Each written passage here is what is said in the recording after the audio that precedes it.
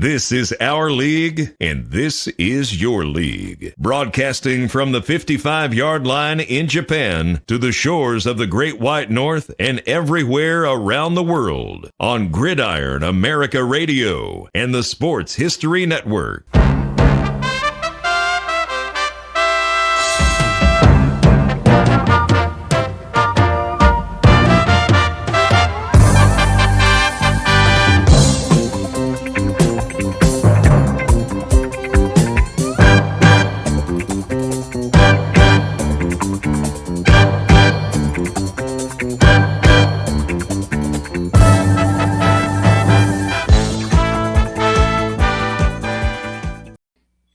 Hey everybody, welcome back to Gridiron America Today. It is Mike, Dave, and I, and we're finally getting caught up with Mike after his trip. As the title of this episode says, Mike goes to Washington. So Mike, getting caught up with Mike after he went to the UFL championship, had a little adventure in D.C. before the championship, and then, I don't know, somewhere in there he slept maybe a couple minutes and then went back home. So Mike, good to see you. Good to see you back home. Dave, good to see you guys. Been a good week since we talked.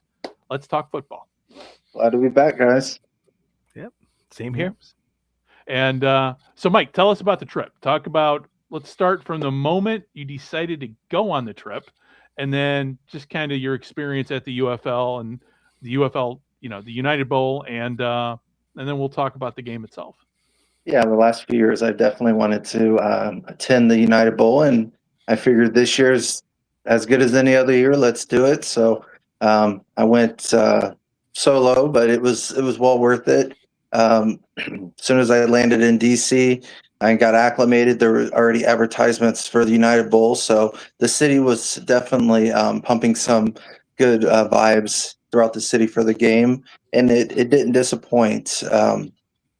Just even before I entered the stadium, you've seen tons of fans throughout the city rocking their mostly Defenders jerseys. There were a few Louisville fans that I've seen, but it didn't disappoint in any way. I think the hospitality, Washington would seem like it was a great fit for the championship game, and I think, like we talked off there, I think Mike Rapoli is starting to turn the ship around for a positive experience.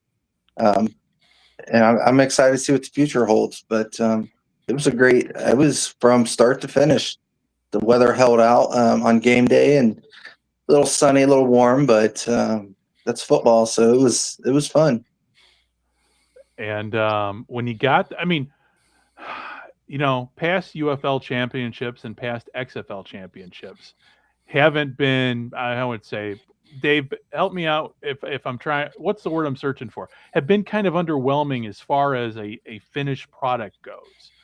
But this year with the UFL, at least what I saw on TV, and Dave, I believe you could say the same thing, what we saw on TV was, oh, wow. Okay, people, a lot of people there, people having a good time. The sun was out. And most importantly, it was a good game. So what did you see? What was your experience being there live and just kind of taking it all in as a spectator? Yeah, so it had more of a presence to it than just the spring football. When you think spring football, it has a certain altered sense to it. But this felt like a championship game. It felt like there's a lot of NFL potential out there, both on the players and the coaching staff. There were some celebrities in house. Brian Mitchell, he made an appearance. Darryl Green did as well. So there were some Washington legends in the house. The media, the well-known guys for ESPN and ABC, they were there. But it felt like a really good atmosphere. It didn't feel like your typical spring league. So nothing but good things to say. I would compare it to going to a big college football stadium, the same atmosphere. Oh, nice. It was, yeah. So words can't describe it, but it was a great environment. It felt hostile at times, especially if you were a Louisville fan, but I don't know. It was just great all around. So Yeah. Yeah. And so and those who are listening on the audio on the podcast can't see any of us. And one more thing before I go to that. If you're hearing a clicking or staticky on Mike's end, that's because he's got storms coming through his area. So that's factoring into the audio on his end. If anybody is wondering, if it's nothing wrong with your audio, it's it's Florida summer affecting Mike's comms down there. But one of the things people can't see unless they're watching the live streams on either on Twitter, over on X, or on YouTube, or over on Twitch right now, is the fact that you're wearing your United Bowl T-shirt that you got for free for being one of the first 7,500 to be there at the stadium. Nice. Free is always good. Yeah. Speaking of free and cost, how much were the tickets? How much was one single ticket? So I think tickets started at $20. I got you in general admission, like where the beer snake was, which again, that's the biggest beer snake I've ever seen. And they had a great time. I went the club route just because, it's not, especially at stadiums, when you get food and drinks, it adds up. So for my ticket, I paid $145, but that got me unlimited food, unlimited alcoholic and non-alcoholic drinks. So I just stuck to Gatorade. It was too hot to be consuming anything other than that. But there's a lounge on the inside, air conditioned, and then you have your seats. So I felt, because DC United plays there, and that's a soccer specific stadium first and foremost. I think if you're in those first very few rows, you're basically on field level with the players, which is a cool experience, but you're not necessarily getting the best view possible. So right.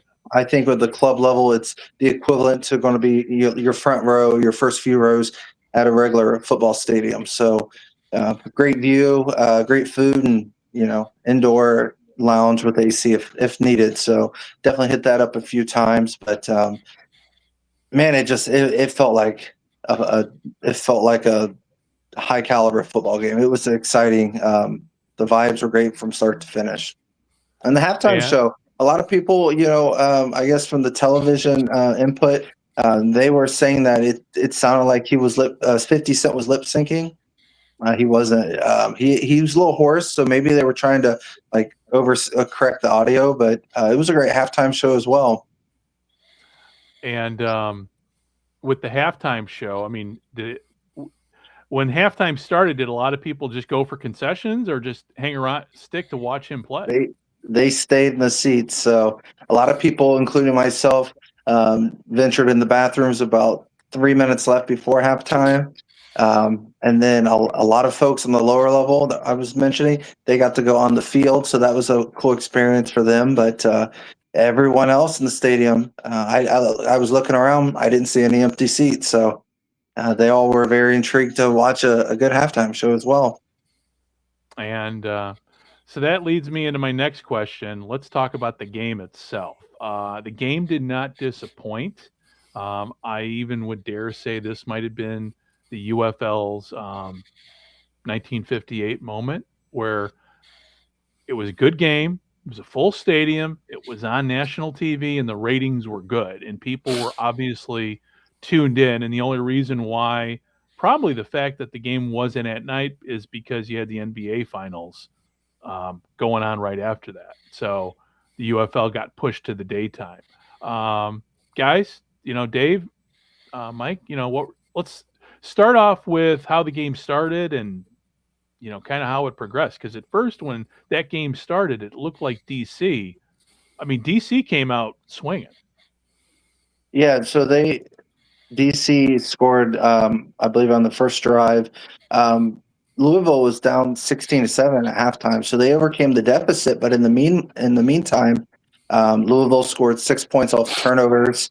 That was the theme for this game was turnovers.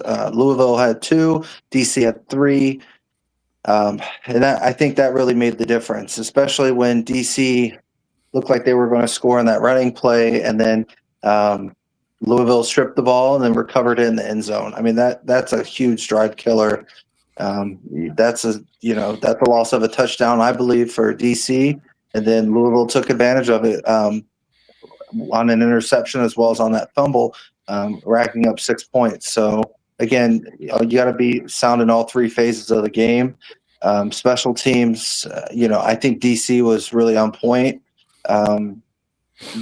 When you look statistically, DC had more rushing yards as well, and then Louisville had more passing yards. But again, it's the points off the turnover, the differential that I would say made the difference.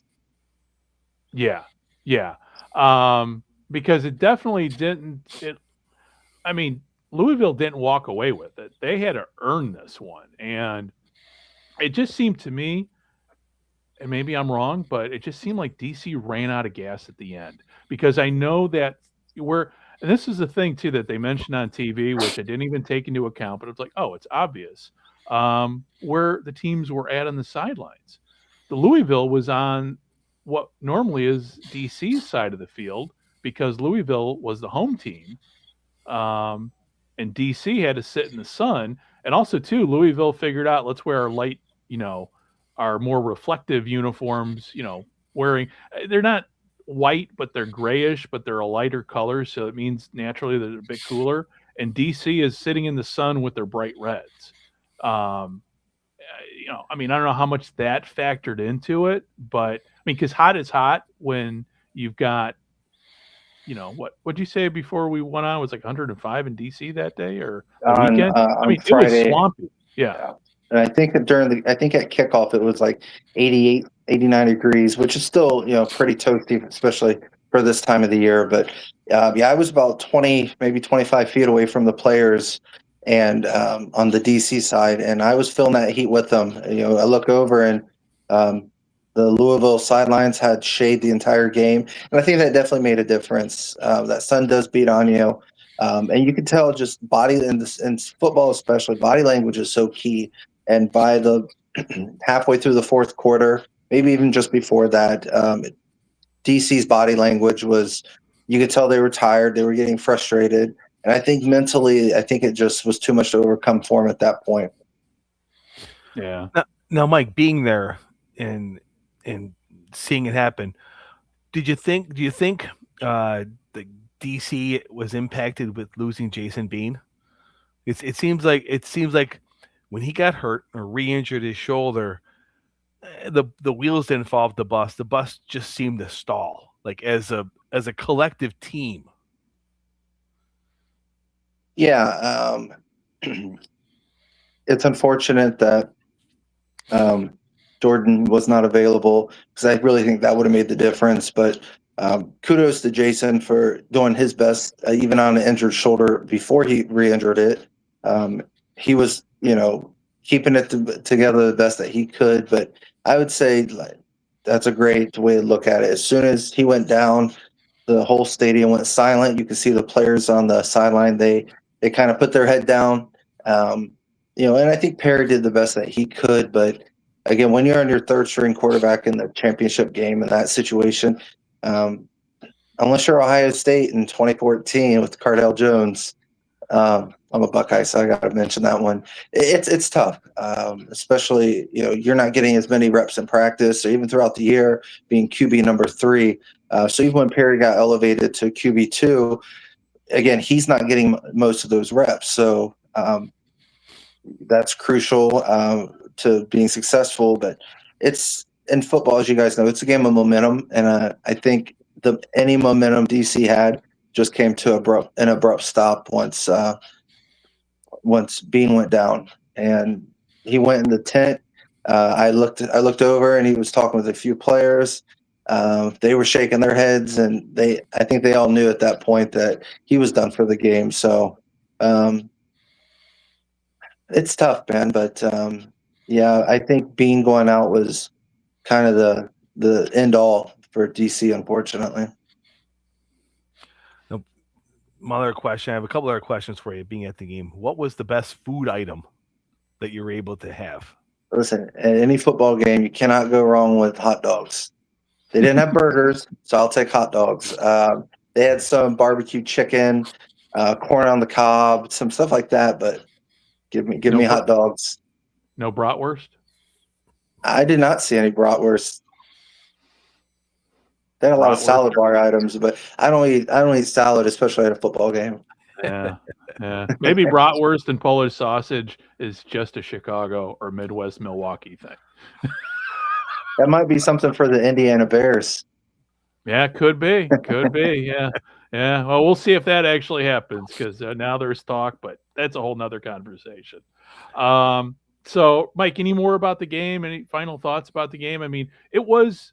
I mean, I think the three of us can kind of agree this was the UFL's. This was spring football, 21st century spring football's best season yet in terms of since 2019 with the AAF. It started off so strong, but that was house cards that fell before it could even get to the finish line. But I think to me, this was like, okay, it's arrived. This is going to work.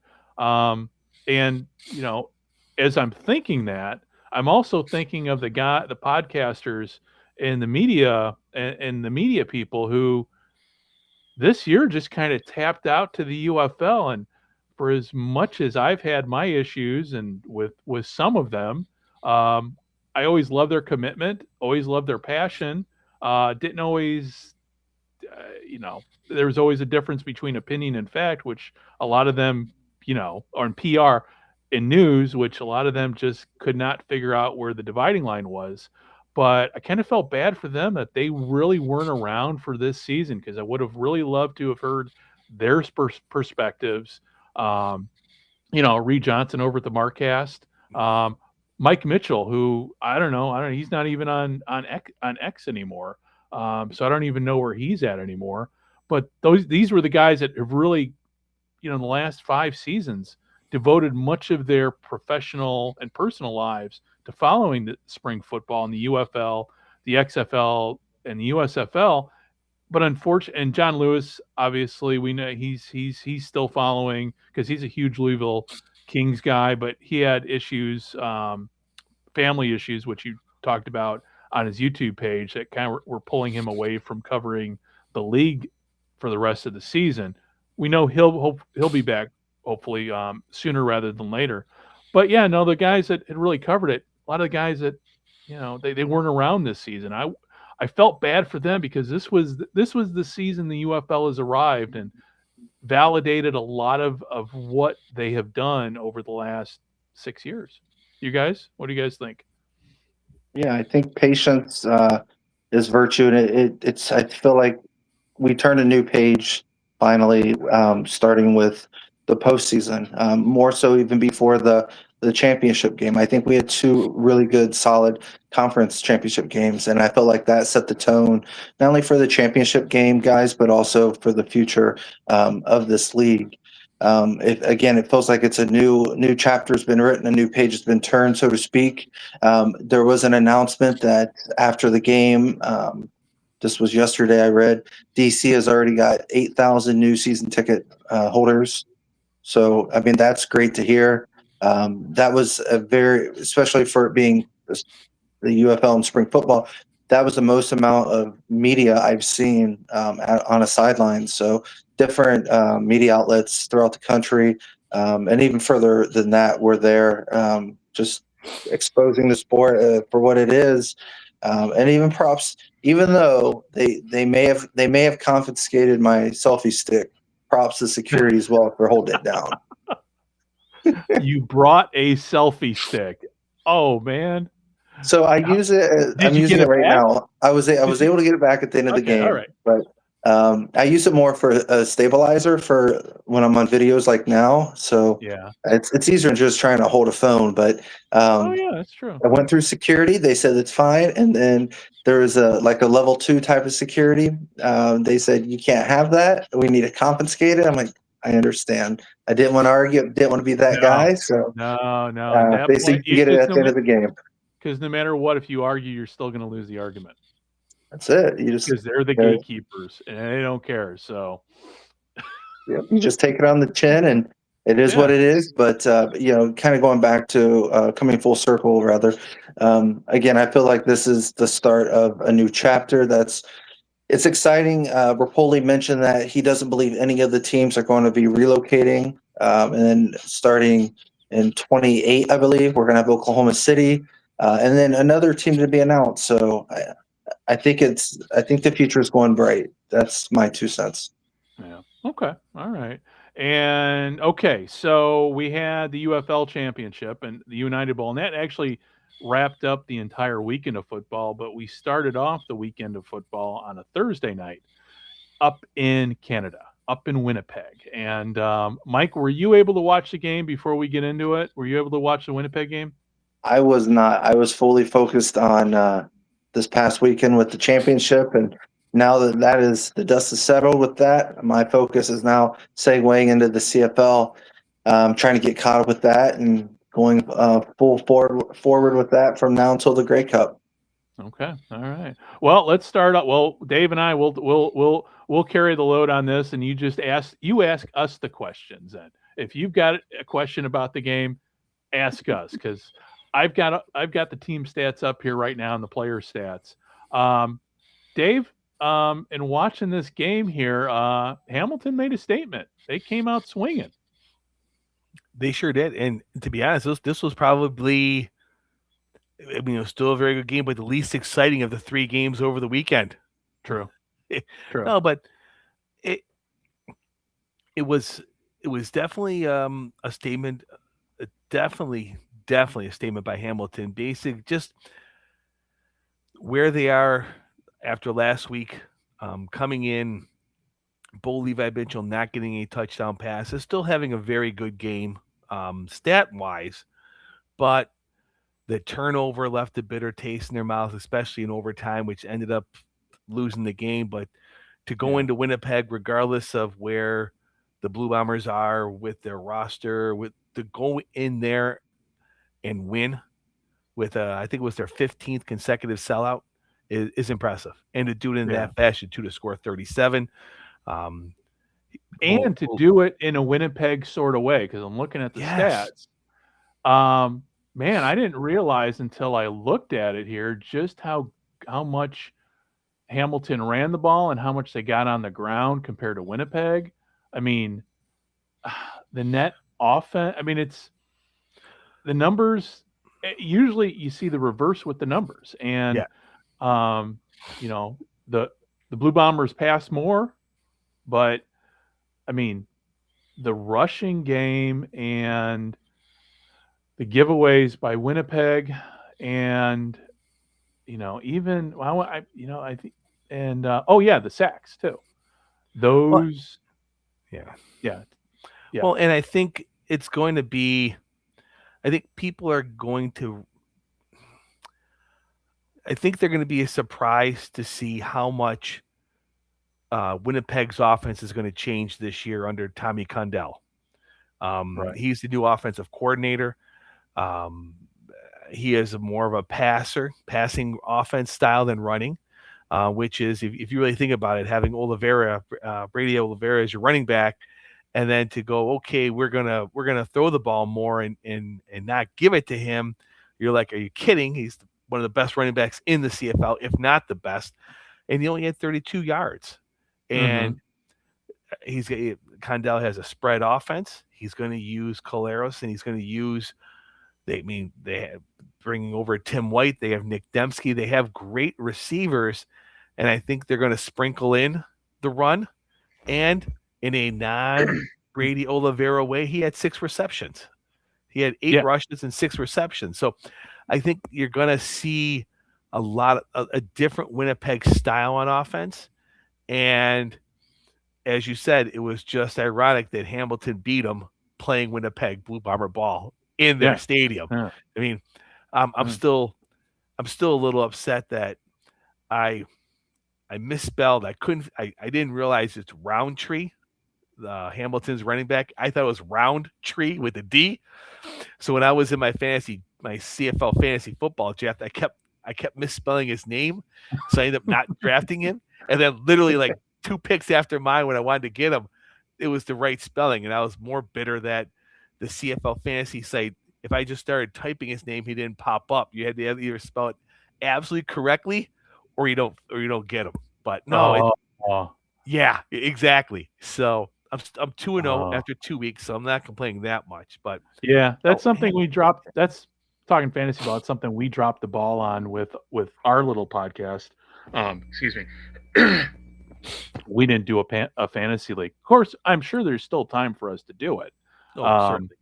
Yeah, but And to be honest, the CFL on their site, their fantasy football is working out some kinks. So okay. I wouldn't worry too much.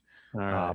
After the first week, after all the games were played, I went to week 2 and made some just in my roster changes, like who's on bye weeks and that. Yeah. And it's messed up my entire score and almost lost because it took those players off week 1 and put them on bye, even though the game's already played. So they tighten up that loophole. But I digress off what we're talking about. But yeah, no, it was good to see. It was really good to see Hamilton rebound. Really good game up in Winnipeg, and it's gonna put fuel to the fire of. It was talked about last year. In Winnipeg's now 1 year older, and that's just what it's going to be. But the flip side of that is, as we progress through these games this weekend, it's a wide open. The CFL is going to be wide open, and it's going to be about execution and who can execute on second down. And honestly, I think you're going to see more of it. Who's going to go for it on third down more? Mm-hmm. I think you're going to see teams be a little more risky because that's how close these games are. It's going to be. I mean, who has the ball last is proven to be week after week. The key to these games is who has the ball in the last drive and who can score. Right. Well, talking about third down conversions and that, I did not realize until this game that Chris Streveler had retired. So he was, I think it was Chris Streveler Day there at Winnipeg for him. But, talking about talking about the third down and getting the third down, it's the first thing I thought, like, oh yeah, that's right. Chris Streveler retired because he was the ultimate first down getter with Winnipeg. Yep. Now that falls to Tommy Stevens. So yeah. Well, I mean, the third down game. I mean, it's still a 4-down game in many ways. So because normally, I mean, having the ball, when you line up in Canadian football, you're a yard apart. So that makes, excuse me. It doesn't. That's why Canadian football is in many ways so different than American football, because of that 1 yard between on the line of scrimmage. So, so that gets me into my next thing here. We've got Toronto versus Montreal, the second game. I'm going to cough here. Dave, I'm going to let you pick up the ball on this one to start us off. No problem. I would have, this would be my vote for the game of the week. It was outstanding. I think I messaged you guys like the moment the game ended. Oh yeah. Chad Kelly and Davis Alexander, almost 900 yards combined passing. And granted, I mean, the running games weren't there. Both teams ran for about 60 yards apiece, but the offense, it's especially when there's a lot of question marks. A lot of people picked Toronto to go 4-14, 5-13. Like, there's just wasn't a lot of faith in what Toronto could do with such a overhaul of the roster and Chad Kelly not playing for over a year. And to be honest, the American bias that a lot of the Canadian broadcasters and teams have towards him. I mean, understand he's had a lot of issues over the past, and there's a lot of people in the CFL who don't think he deserves to still be playing.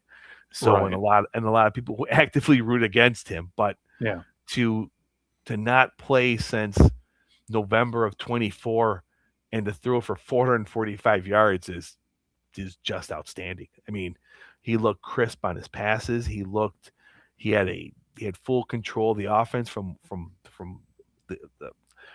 for myself watching. He looked like he knew exactly what he was doing. He ran.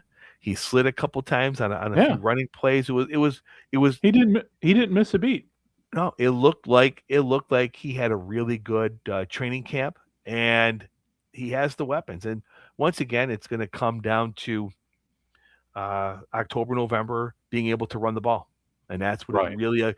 Right now, he's going to get away with throwing 46, 50 passes a game, but come October, November, when it's starting to get cold, you're gonna need that running game to help you. It's just how it's going to have to be. So hopefully, along the way they can, but until then, I'll be honest. Toronto's got 8 road games to start the year. If they play them all like this, I don't know how anybody's going to complain. Like it's and this wasn't. I mean, this wasn't. This game could have gone either way. I mean, this was the closest. I think the closest game. Just in general. I mean, the scores. I mean, obviously score wise too, but this was one of those Montreal easily. I mean, but for a bounce, we could be talking about Toronto winning this game. But Montreal, they're Davis Alexander. I mean, the kid's just amazing in terms of just his stats, his win-loss. I mean, his starting quarterback stat is just phenomenal. He's what? Is 13-0 in regular season. He's never lost. Yeah. His only loss is in the Grey Cup last year on one leg. Yeah. Yeah. I mean, he's going to be, people are now starting to talk about him. I mean, they talked about him last year, but if he continues doing what he's been doing just this year, I could see him very well being the face of the league moving forward, because he's a stud. I mean, and hopefully, hopefully he doesn't get hurt, because unfortunately, CFL quarterbacks, every CFL season we seem to have one batch starting quarterbacks, but we end with a completely different cast. Now, I'll interject one more time with my fantasy team. My starting quarterback is Davis Alexander, and my backup is Chad Kelly. Okay. So someone can get hurt just for a little time, but no. And honestly, that was a big thing with Alexander last year. He only played 8 regular season games, and that was a big issue last year. So hopefully, and you're not gonna. Let's be honest. There's 18 games, and these quarterbacks take a beating. So right. You need to be a mobile quarterback for the most part in the CFL to be successful. I mean, there's obviously examples where a straight drop back, but a lot of the times it's you need to be mobile. You need to think quick on your feet, and that adds a whole nother adds a whole part of the game that's not there if you're just a drop back quarterback in 2 downs. Yeah. Well, and I misspoke too as I'm looking at the scoreboard here. The Montreal Toronto game was not the closest score wise. That was a 7-point game. But with that said, it still was the closest game in terms of when you're watching, because a lot of games the scores are they don't reflect really what happened in the game, because the Rough Riders Lions game, to me, even though the score was 31-27, that was Saskatchewan the whole entire game. And really BC, I knew BC was going to lose the game from the way they started the game. So to me, with the Toronto game, that was a dogfight from start to finish, not really knowing who was going to win, again, especially in those last 3 minutes of the game. But then we move on to the BC Lions game and the Riders game, and Saskatchewan was pretty much in control of this game offense-wise the entire game. What do you think, Dave? Yeah, the Rough Riders are a well-oiled machine, offense and defense. I mean, it's just Corey Mace's got that team just playing so well. I mean, it's going to be interesting. Once again, a lot of these games are going to take place and see who's going to be home to get that opportunity. So if this game was in BC Place and it was a 1-score game, I can see Nathan Rourke taking BC down the field and doing that. But once again, in this game is another example where The team that ran the ball better won the game at the end of the day. All 3 games, the Right. team with most rushing yards won the game. So No. no. I'm not checking you on this one. I'm looking at BC ran the ball. There was a 99 for 99 yards. Oh, you know what? I'll take that back. Yes. And what I looked at, I wasn't counting Nathan Rourke scrambling okay. out. I was just looking at Gotcha. James Okay. Butler's rushing. I was Okay. comparing James Butler to Oliveira. So that's what Oh, yeah. No, I see. or I Olet, follow you. AJ Olet. I'm sorry, I follow you. And no, 'Cause and that's what I was. Yeah, and Yeah. yes, and that's I'm my looking mistake. at That's at total team stats versus individual. Yeah, on my yeah. end. So I was not counting him running for his life. Right. Well, but they're talking about like the moment when you know a team's going to lose when they make bad decisions, and the BC Lions made an early bad decision by giving up a rouge that they didn't need to.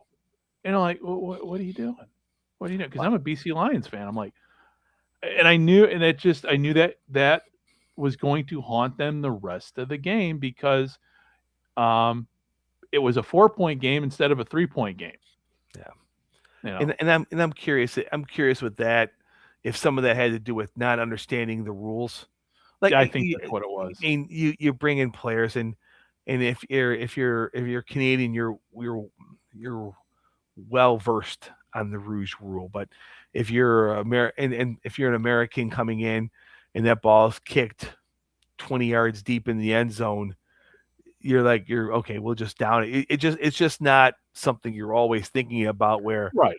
Oh man, I gotta get this out. Or at what point does the coach, and like I said, I'm not there in practice. The coach might be saying, look, if you're more than 10 yards deep in the end zone, give the point, get the ball at the 40, then get out to the 7 and put yourself in a hole. Like I just don't. It's one of those. It's one of those things where I'm not there to see what the thought process is, but it turned out to be a big point at the end. Yeah. I mean, it's easier to go for a field goal than it is for, than a touchdown. But I think really what this game showed me is Saskatchewan has not lost a step. BC still has a lot of, I wouldn't say growing up to do, but they're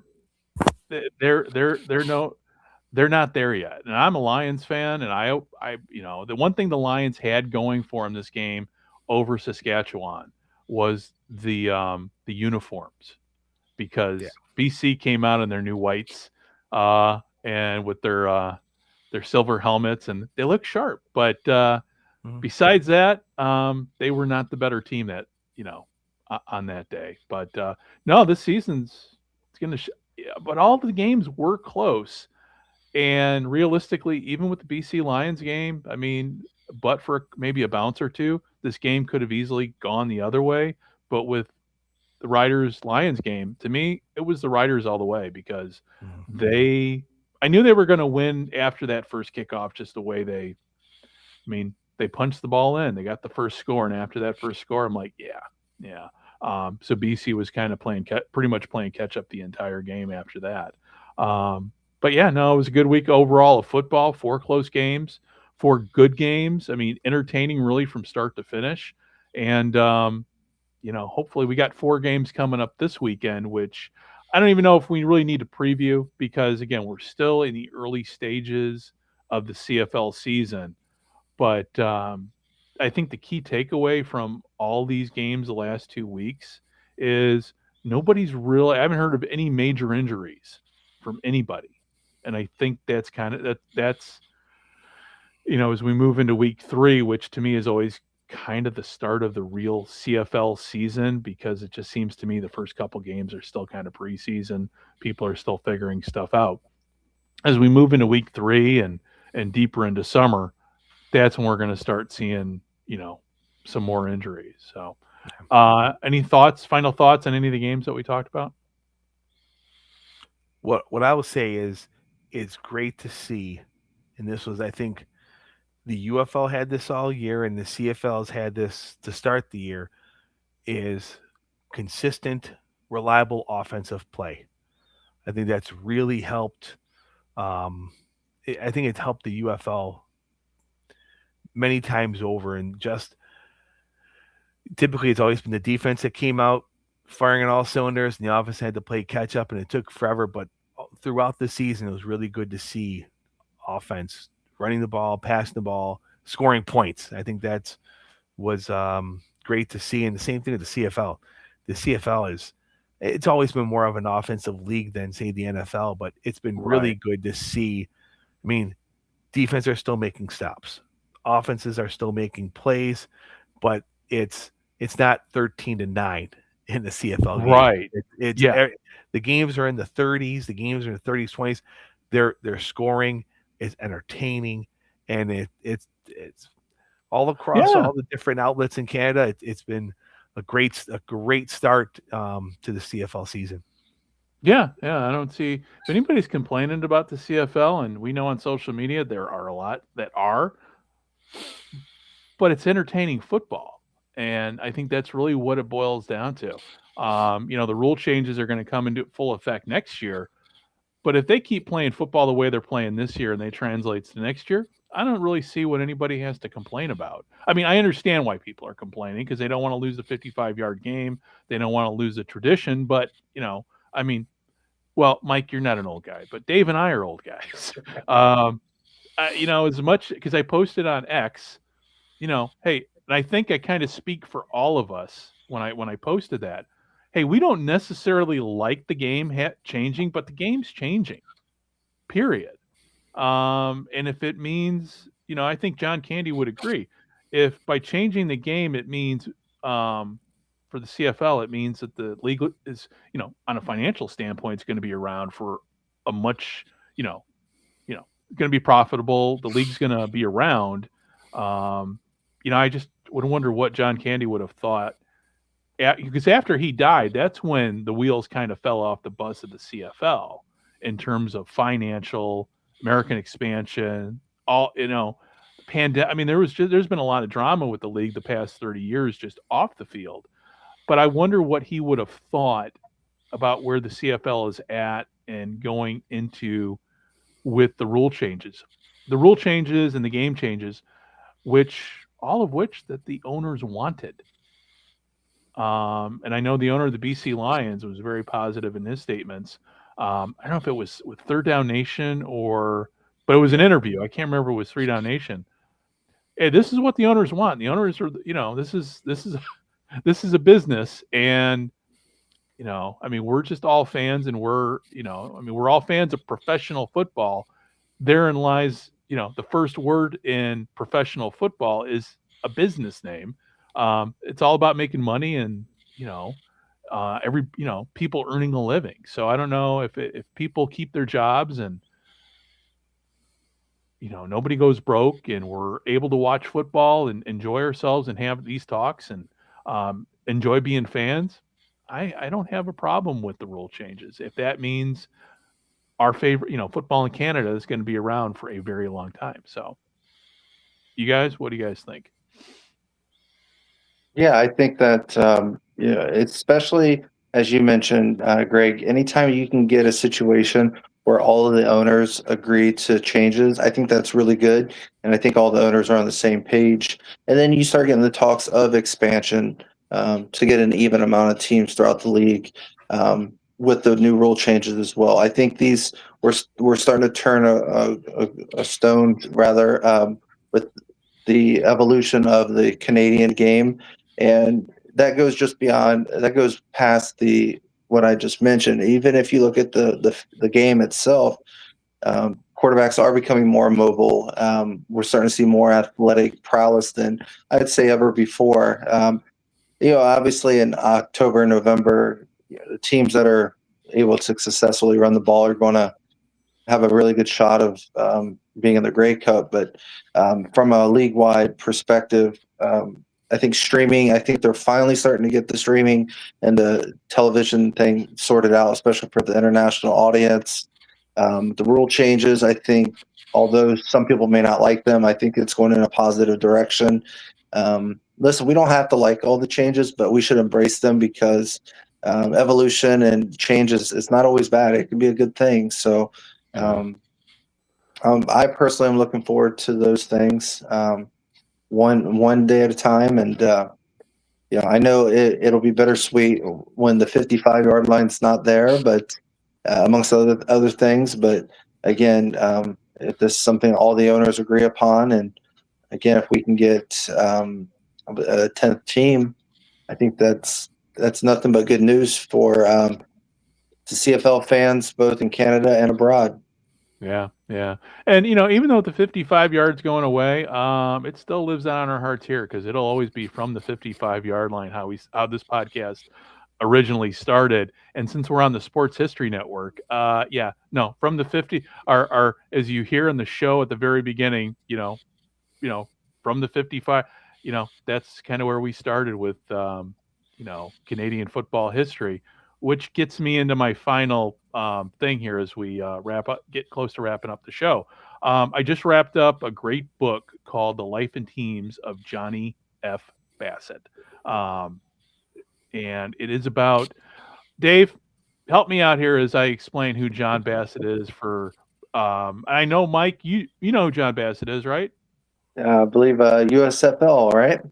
Yep. Former owner of the Tampa Bay Bandits. Bandit ball. Yep.